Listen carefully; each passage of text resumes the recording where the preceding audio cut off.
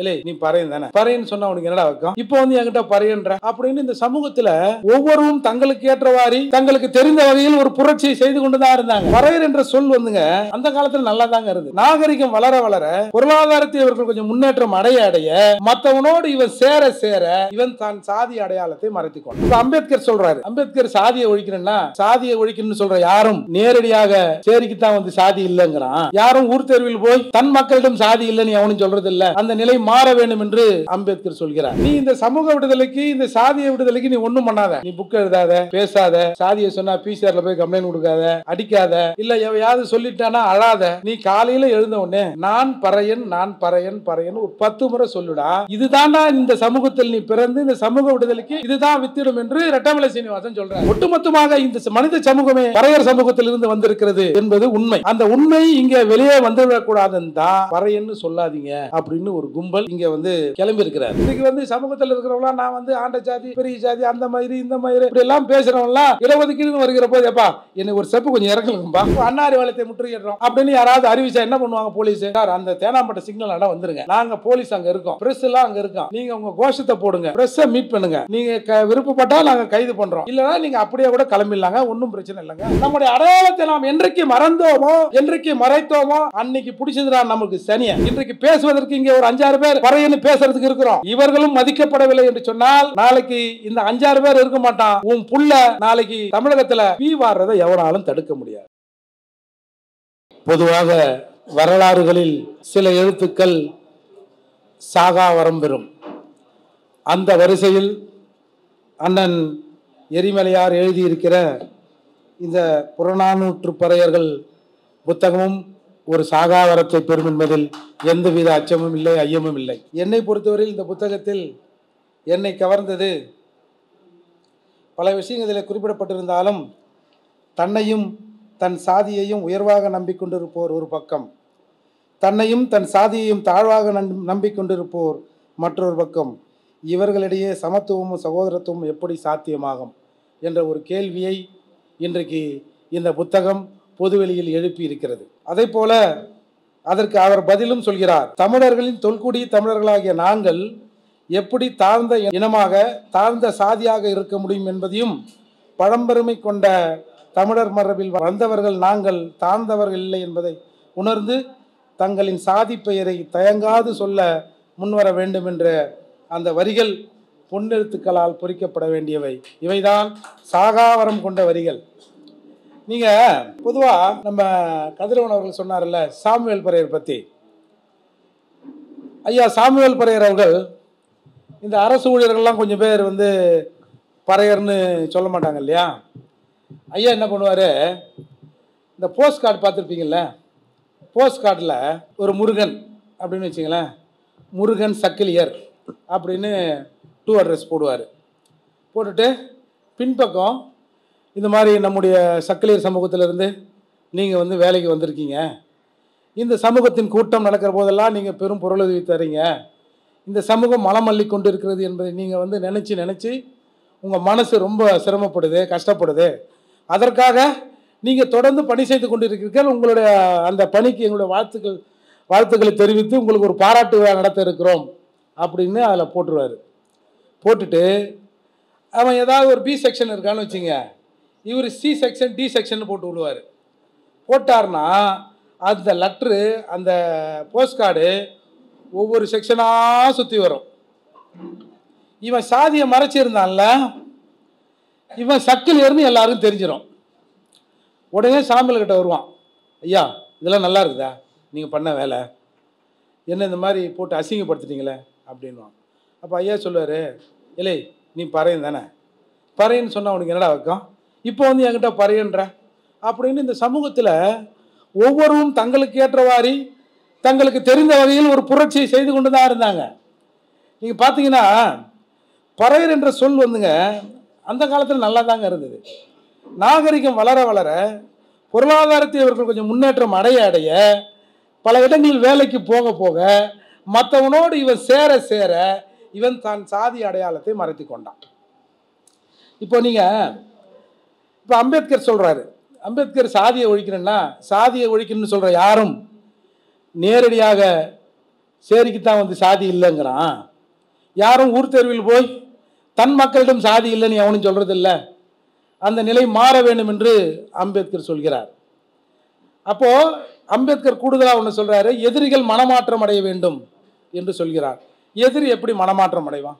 சரி, எதிரிகள் கூட மனமாற்றம் அடைவது ஒரு பக்கம் இருக்கட்டும். ரெட்டமலை சீனிவாசன் ஒன்று தெளிவாக சொல்றாரு, நீ இந்த சமூக விடுதலைக்கு, இந்த சாதிய விடுதலைக்கு நீ ஒன்றும் பண்ணாத, நீ புக் எழுதாத, பேசாத, சாதியை சொன்னால் பிசிஆரில் போய் கம்ப்ளைண்ட் கொடுக்காத, அடிக்காத, இல்லை எவையாவது சொல்லிட்டானா அழாத. நீ காலையில் எழுந்த உடனே நான் பறையன், நான் பறையன், பறையன் ஒரு 10 முறை சொல்லுடா. இதுதான்டா இந்த சமூகத்தில் நீ பிறந்து இந்த சமூக விடுதலைக்கு இதுதான் வித்திடும் என்று ரெட்டமலை சீனிவாசன் சொல்றார்.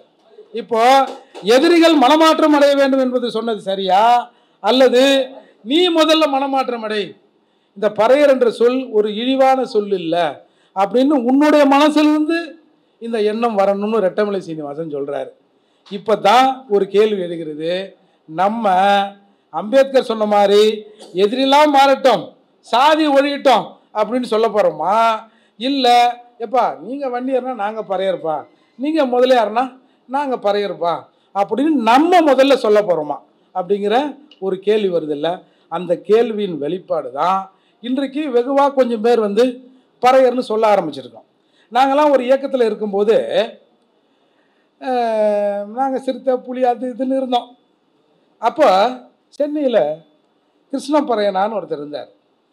கிட்டத்தட்ட சென்னையில் இருக்கிற வீதிகளில் ஒரு 10 அடிக்கு பறையனே தமிழன், தமிழனே பறையன் அப்படின்னு எழுதுவார். அப்போ நாங்கள்லாம் என்னையா நம்ம சிறுத்தை கருத்தன்றா இவன் பறையங்கிறேன்னு சொல்லியிருந்தால் நம்ம மானத்தை எடுக்கிறாருப்பா, எங்கேயும் போய் நிற்க முடியலையப்பா அப்படின்லாம் ஒரு காலத்தில் நாங்கள் சிந்தித்து கொண்டு இருந்த போது நாங்கள் செய்த அரசியல் தவறான அரசியல் என்று புரிந்து கொண்டு அதிலிருந்து வெளியே வந்து பறையர் பேரவைன்னு ஒன்று ஆரம்பித்தோம். இப்போ இன்றைக்கு புரட்சி தமிழகம் என்ற ஒரு பொதுவான கட்சி இருந்தாலும் நான் யார்கிட்டாவது ஃபோனில் பேசும்போது நான் பறையர் பேரவை தலைவர் பேசுகிறேங்க அப்படி தான் நான் பேசுவேன். இப்போ இன்றைக்கு நீங்கள் நீலாங்கரில் ஒரு 2 இன்ஜினியர் இருந்தாங்க, பூவரசு அவங்க தம்பி ஒருத்தர், அவங்க முதலியார், அவரை வந்து தடா பூவரசுன்னு சொல்லுவாங்க, அண்ணனுக்கு கூட தெரியும். விடுதலை புலிகளை ஆதரித்து தடாவில் சிறை வாங்கிய அண்ணன் தம்பிங்க 2 பேரும். அவர் சொல்லுவார், நம்ம போனோம்னா நம்மளை தொட்டு கும்பிட்டு, ஐயா நாங்கள்லாம் வந்து உங்கள் வழி வந்தவங்க ஐயா, நாங்கள் வந்து பறை முதலி ஐயா அப்படின்னு அந்த தடாவில் போய் வந்த இன்ஜினியர் சொல்லுவார். அப்படி பல பேர் இருக்கிறாங்க, நாங்கள் வந்து உங்கள் வழியில் வந்தவர்கள்னு. ஐயா சாமுவேல் பறையர் தெளிவாக மேடையில் பேசுவார், இங்கே இருக்கிறவங்களாம் என்னோட இதுக்கு பிறந்தவன் அப்படின்னு அவரோட பாணியில் அவர் சொல்லுவார். அதோட கருத்து என்னென்னா, ஒட்டுமொத்தமாக இந்த மனித சமூகமே பறையர் சமூகத்திலிருந்து வந்திருக்கிறது என்பது உண்மை. அந்த உண்மை இங்கே வெளியே வந்துவிடக்கூடாதுன்னு தான் பறையன்னு சொல்லாதீங்க அப்படின்னு ஒரு கும்பல் இங்கே வந்து கிளம்பியிருக்கிறார். அந்த கிருஷ்ணப்பறையர் அப்படி காங்கிரஸ் கட்சியில் இருக்கிற போது நம்ம அம்பேத்கர் பாலத்தில் கட்ட வண்டி எடுத்து கொண்டு இருந்தார். அப்போது அவர் காங்கிரஸ் கட்சியில் இருக்கார், இலங்கை கிருஷ்ணன் அப்படி இப்படின்னு அவர் சொல்லுவாங்க. அப்போ ஒரு சில நெருக்கடிகள் காரணமாக அவர் இந்த பறையர் என்ற பெயரை தொற்றிக்கொண்ட பிறகு இந்த சமூகத்தில் மதிக்கப்படுகிற ஆளாக மாறினார் கிருஷ்ணன் பறையனார். இன்றைக்கு எதற்கும் கலங்காத கருணாநிதி, வடுக கருணாநிதி கூட கிருஷ்ணப்பறையனாரை பார்த்து அஞ்சினார் என்றால் அந்த பெருமைமிக்க அந்த வார்த்தை அவரை அந்த இடத்துல கொண்டு சென்றது என்பதை நான் வந்து இன்னைக்கு மறக்கக்கூடாது. நீங்கள் இன்றைக்கி வந்து வாட்ஸ்அப்பில் வந்து பல பேர் பல பறையர் குழுக்கள்லாம் இருக்கிறாங்க. நமக்கு வந்து ஒரு சின்ன மகிழ்ச்சி என்னென்னா, இன்றைக்கி வந்து கொஞ்சம் பேர் பறையர்னு பேச ஆரம்பிச்சிருக்கிறாங்க. இந்த ரெட்டமலை சீனிவாசன் நினைவு நாள்லாம் பிறந்த நாள்லாம் வந்ததுன்னா நாங்கள் வந்து 200 பேர் வரோம், 300 பேர் வரோம், 500 பேர் வரோம், சென்னையே வந்து அன்றைக்கி வந்து கதி கலங்கிடும் அப்படி இப்படிலாம் சொல்லுவாங்க. அப்புறம் பார்த்தோம்னா ஒவ்வொரு முறையும் கடந்த ஆண்டு ஒரு 200 பேர் வந்திருந்தாங்கன்னா இந்த ஆண்டு ஒரு 180 பேராக குறையுது, அடுத்த ஆண்டு ஒரு 170 பேராக இது குறைகிற தன்மை இன்றைக்கு நம்முடைய இளைஞர்கள்கிட்ட வந்திருக்கு. இன்றைக்கு வந்து புரட்சிங்கிறது வந்து வெறும் வாட்ஸ்அப்போடும் ஃபேஸ்புக்கோடும் நிறுத்தி கொள்கிற வழக்கமும் இந்த சமூகத்தில் வந்து வெகுவாக வளர்ந்து கொண்டு வருகிறது. எனவே இன்றைக்கு வந்து நம்ம ஐயா அவர்கள் எழுதியிருக்கிற, நான் உண்மையிலே எரிமலை ஐயா கூட பழகியிருக்கிறேன், இந்த மாதிரியான எரிமலையான கருத்துக்கள் எல்லாம் எரிமலை ஐயாவின் உள்ளத்திலே இருக்கிறது என்பதற்கு இந்த புத்தகம் ஒரு சாட்சியாக இருக்கிறது. இன்றைக்கு வந்து இந்த புத்தகத்தில் பொதுவாக பறை 18 ஒருத்தன் 48 ஒருத்தன் 38 இன்றைக்கி கிட்டத்தட்ட ஐயா அவர்கள் இந்த லிஸ்ட்டில் வந்து ஒரு பிரிவில் ஒரு 121 பிரிவுகளை இன்றைக்கி இதில் வந்து வரிசைப்படுத்தியிருக்கிறார்.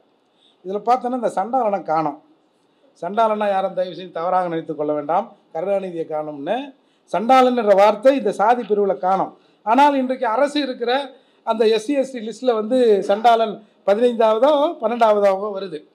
ஆக ஒரு காலத்தில் வந்து இன்றைக்கு வந்து பல பிரிவுகள் வந்து இந்த பறையர் சமூகத்துக்குள்ளே இருந்து ஷெட்யூல் காஸ்ட்குள்ளே இருந்து அது ஒவ்வொரு காலகட்டத்திலும் பட்டியல் போடுகிற போது சுருங்கியும் விரிந்தும் இன்றைக்கு ஒரு நிலைமையில் ஒரு 76 பிரிவாக வந்திருக்குது.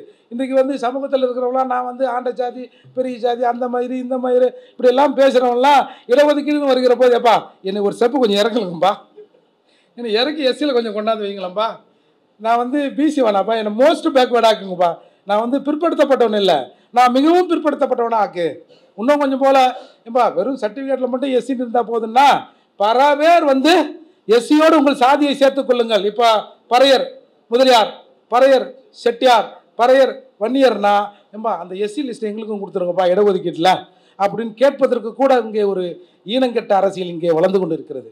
தமிழகத்தில் நீங்கள் பார்த்தீங்கன்னா இன்றைக்கு வந்து பல பேர் வந்து நாம் பல பேர்னா எல்லா சாதியிலும் சொல்லலை, ஒவ்வொரு சாதியும் ஒரு 4 நாதாரி பையன் இருக்குத்தானே செய்வான். இவங்களுக்கெல்லாம் என்ன பண்ணா இடஒதுக்கீடு அப்படின்னோடனே இந்த பரப்பசங்களாம் பற்றியா கருப்பாக இருந்தால் பறையன், கொஞ்சம் அப்படியே சோகமாக இருந்தால் பறையன் அப்படிலாம் சொல்கிறான். இப்போ என்னையெல்லாம் பார்த்தா பறைய மாதிரியா இருக்குது. அம்பேத்கர் சொல்கிறாரு, இந்தியாவிலேயே செங்கல்பட்டு மாவட்டத்தில் உள்ள பறையர்கள் மிக வளமையான வளங்களை கொண்ட நிலங்களை நீர்பிடிப்பு நிலங்களை கையில் வைத்துக்கொண்டு மிக செழிப்பான பறையராக இருந்து கொண்டு இருக்கிறார்கள். அம்பேத்கர் பதிவு பண்ணுறாரு. அந்த செங்கல்பட்டு மாவட்டத்து பறையர் நாங்கள். அப்போ இவன் என்ன சொல்கிறான், கருப்பாக இருந்தால் பறையன், சோகமாக இருந்தால் பறையன், ஏன் ஒரு அரசு அதிகாரம் இருந்தானே இவர் கோட்டாவில் வந்திருப்பார். அப்போது இது படித்தவனும் சொல்கிறான் படிக்காதவனும் சொல்கிறான். சரி அங்கே நம்ம கோட்டாவில் அங்கே வந்து அதிகாரியாக ஊழியராக இருக்கிறவங்க நான் மட்டும்தான் கோட்டாவா? தமிழகத்தில் வந்து 69% இடஒதுக்கீடு இருக்குது.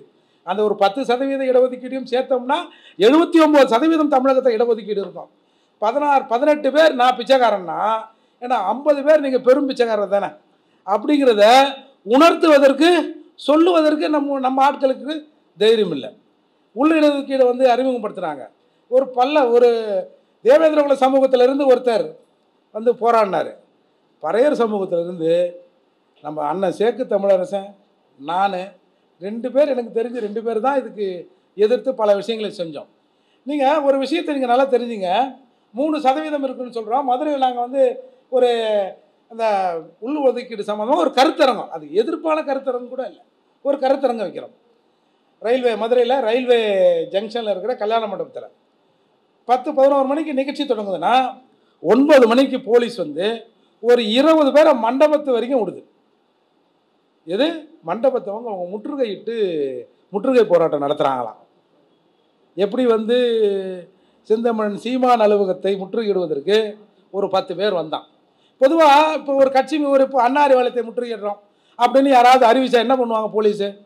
சார் அந்த தேனாம்பேட்டை சிக்னல் இடம் வந்துடுங்க, நாங்கள் போலீஸ் அங்கே இருக்கோம், ப்ரெஸ்ஸெல்லாம் அங்கே இருக்கோம், நீங்கள் உங்கள் கோஷத்தை போடுங்க, ப்ரெஸ்ஸை மீட் பண்ணுங்கள், நீங்கள் விருப்பப்பட்டால் நாங்கள் கைது பண்ணுறோம், இல்லைனா நீங்கள் அப்படியே கூட கிளம்பிடலாங்க, ஒன்றும் பிரச்சனை இல்லைங்க அப்படின்னு நாம் வந்து அந்த போராட்டத்தை வாபஸ் வாங்க வரலன்னா அவங்க ஒரு கண்டிஷனுக்கு வந்துடுவாங்க. செந்தமிழன் சீமான் அலுவலக வாசல் வரைக்கும் விட்டான் தெரியுதா? அதை யாராவது நம்ம கவனிச்சோமா? இத்தனை தமிழர்கள் இங்கே இருக்கிறோம், நான் அந்த சாதி தமிழர் இந்த சாதி தமிழர்ன்றவன் செந்தமிழன் சீமான் அலுவலகம் தாக்கப்பட்ட போது அலுவலக வாயில் வரைக்கும் தமிழர் அல்லாதவர்கள் வந்தபோது தமிழ் என்ன பிடுங்கிச்சா? அப்புறம் எப்படி வந்து தமிழ்நாட்டில் தமிழனுக்கு மதிப்பு இல்லை, மயிர் இல்லை, மரியாதை இல்லை அப்படின்னா எப்படி கிடைக்கும்? நாங்கள் ஒரு காலத்தில் சொன்னோம், 18% இதை ஒடுக்கிட்டு நிறைவேற்றுங்க சரியாக நிறைவேற்றுங்க நாங்கள் இன்னைக்கு கேட்குறோம். இதே நிலை நீடித்தால் தமிழகத்தில் தமிழனுக்கு ஒட்டுமொத்தமாக சேர்த்து ஒரு 10-20 கொடுங்கப்பா, மிச்சம்லாம் ஒரு 80% தமிழர் அல்லாதவனுக்கு நீங்கள் வேலை கொடுங்கன்னு தமிழர்கள் கெஞ்ச வேண்டிய நிலை தமிழகத்தில் வரும்னு சொன்னோம். இன்னைக்கு அந்த நிலை வந்திருக்கு. இவன் ஒவ்வொரு சாதிக்கும் ஒவ்வொரு சாதி ஆகலை, ஆனால் பட்டியல் சமூக மக்களுக்கு எதிராக குறிப்பாக பறையருக்கு எதிராக ஏதாவது ஒன்றுன்னா இங்கே இருக்கிற தமிழ் சாதிகள் எல்லாம் ஒன்று சேர்றோம். இதுதான் தமிழகத்தின் கேவலமான நிலை. இந்த நிலை மாறணும். அது மாறத்திற்கு முன்னாடி இந்த சமூகத்தில் இருக்கிற பறையர்கள் தங்களை பறையர்களாக உணர்ந்து கொள்ளணும். ஏன்னா ரெட்டமலை சீனிவாசன் ஒன்றும் பைத்தியக்கார மனுஷன் இல்லை. ஏம்பா பறையன்னு சொல்லுங்கப்பான்னு சொன்னதுக்கு.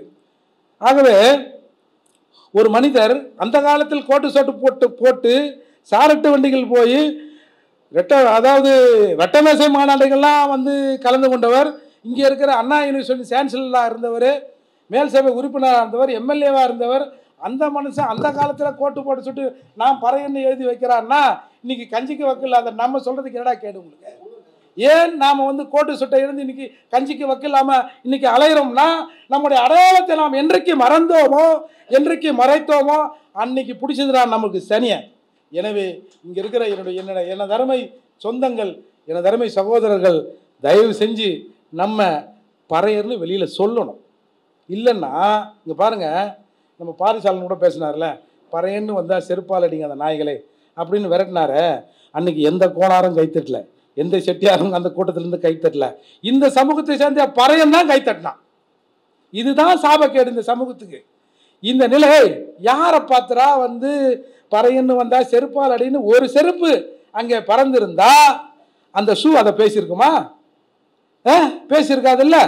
அப்போ பறையர்கள் இவ்வளவு ஈனமானம் கட்டு நாம அண்ணன் சொல்லுவார், நான் அடிக்கடி அண்ணன் கூட சொல்லுவேன், ஏன்னா நம்ம நீங்கள் என்னென்னவோ பெருமையாக சொல்கிறீங்க.